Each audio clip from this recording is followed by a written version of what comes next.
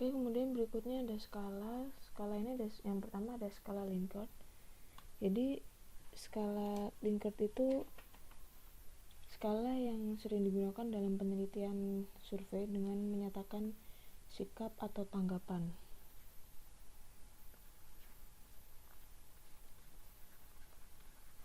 Jadi kalau contoh dari kuesionernya Likert itu sendiri itu biasanya di sini ada pernyataan,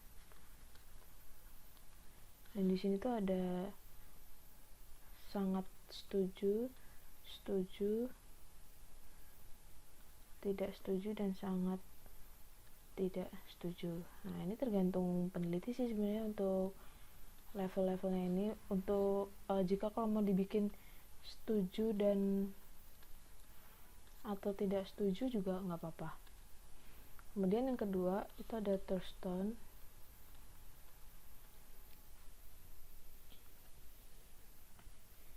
Jadi untuk Thurston sendiri itu mengukur dengan memberikan beberapa butir pertanyaan kepada sekelompok penilai dan meminta mereka untuk memilah butir pertanyaan tersebut di sepanjang kontinum.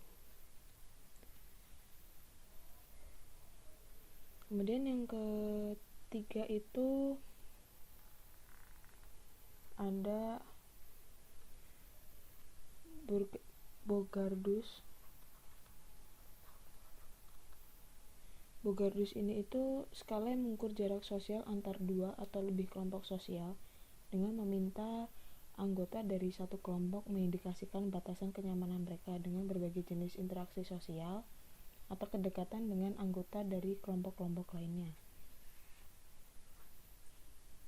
Contoh dari Bogardus ini itu misal ada pernyataan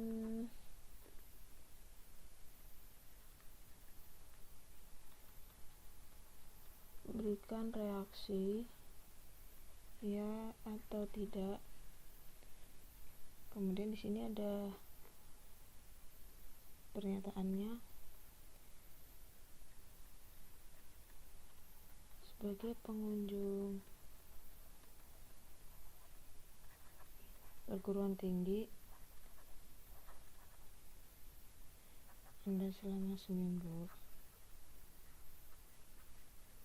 Jadi ini tuh perintahnya di sini berikan reaksi ya atau tidak.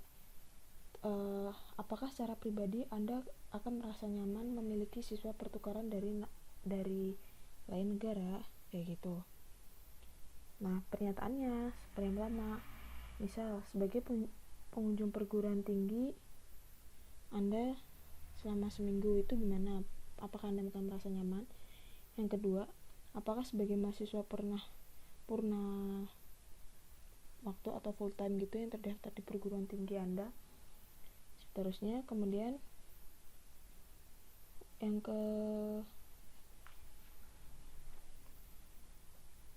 keempat ada diferensial sematik. Ini skala secara tidak langsung mengukur perasaan atau pikiran dengan menyajikan suatu topik atau objek kepada orang-orang dan daftar kata sifat. Nah, ini pembandingan kan ya. Ini membandingkan. Jadi di sini misal pernyataannya tuh bagaimana perasaan Anda setelah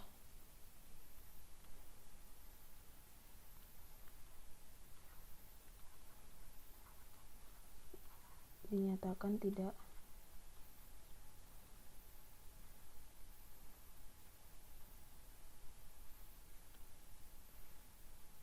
diterima di perguruan tinggi. Nah, di sini tuh ada perbandingannya. Jadi misal di sisi kiri ini ada buruk, kemudian ada dalam, ada lemah, ada adil, dan di sisi sini ada baik, dangkal, kuat, tidak adil.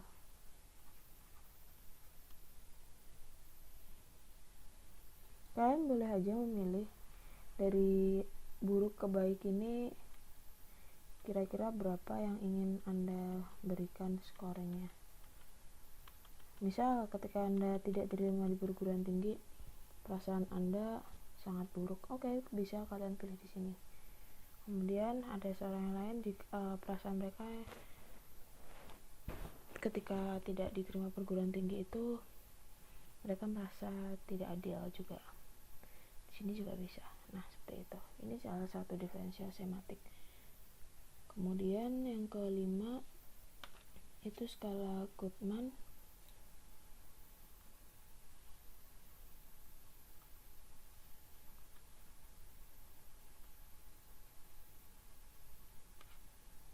Untuk skala Goodman ini dia sekalian digunakan peneliti setelah data dikumpulkan untuk mengungkapkan ada tidaknya pola hierarki di antara respon, sehingga orang-orang yang memberikan respon pada tingkat yang lebih tinggi juga cenderung memberikan respon pada tingkat yang lebih rendah. Untuk contoh skala Goodman-nya itu misal ini. Di sini ada pola Goodman. Kemudian di sini ada pola lain. Ya, anggap aja pola lain ya. Nah, di sini tuh ada bentar. Narasinya nanti akan saya ceritakan. Oke, di sini ada petisi, demonstrasi, boykot.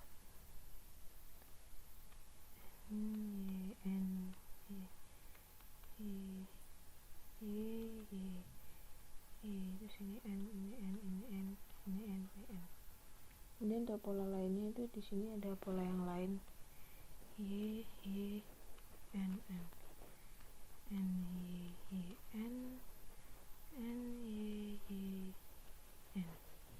Seperti itu. Nah, kenapa dibikin gini? Jadi contoh dari skala Goodman ini itu sebenarnya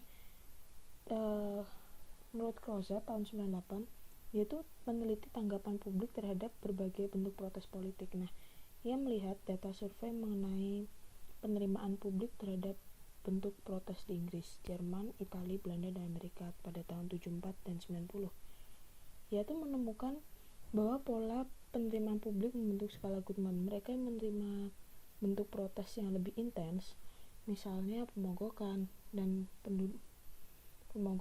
boikot, hampir selalu menerima bentuk-bentuk yang lebih sederhana, misalnya petisi dan demonstrasi. Tapi tidak semua yang menerima bentuk sederhana mau menerima bentuk yang lebih intens. Selain menunjukkan manfaat skala Goodman, Krause juga menemukan bahwa orang di negara yang berbeda melihat proses secara serupa dan tingkat skalabilitas Goodman meningkat dari waktu ke waktu. Sehingga dengan demikian pola penerimaan aktivitas protes termasuk bisa diukur pada skala Goodman ini dalam kedua periode tersebut. Tapi penerimaan pada tahun 90 lebih mengikuti pola Goodman dibandingkan pada tahun 74. Hanya saja di kita emang seringnya adalah menggunakan skala Likert atau skala Thurston tersebut. Untuk skala